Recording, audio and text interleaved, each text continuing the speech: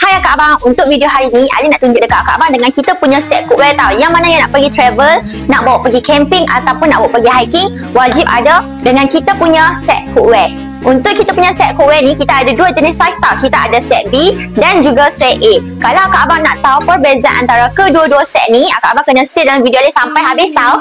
Ok, first Ali akan tunjuk dengan korang dengan kita punya set A dulu tau. Kalau korang beli set A, korang akan dapat dia punya storage bag, akan dapat penutup dia. Korang akan dapat portable spoon, sponge, soup spoon, dua mangkuk untuk makan, rice spoon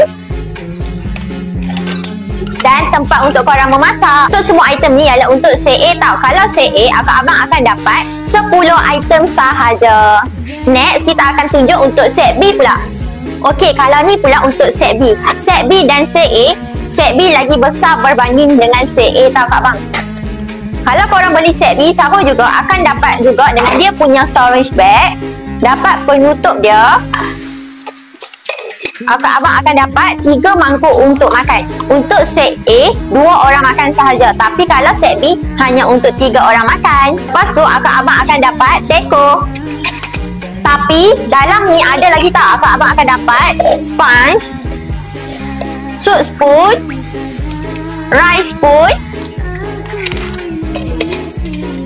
teko dan tempat untuk akak abang memasak. Kalau akak abang beli untuk set B, akak abang akan dapat 11 item tau. Sebab kita ada tambahan untuk kita punya teko. Dan kalau akak abang nak tahu, set B lagi besar berbanding dengan set A tau. Okey, kalau korang berminat dengan kita punya set memasak mini ni, korang jangan lupa grab dekat bag free dekat bawah sekarang tau. Untuk kita punya material set cookware ni ialah aluminium steel tau. Dan dia tak melekat, senang basuh dan sangat ringan. Jimat ruang, senang bawa. Akak abang kalau berminat dengan kita punya set cookware ni, jangan lupa dapatkan dekat bag free dekat bawah sekarang. Bye bye, see korang dekat next video dia.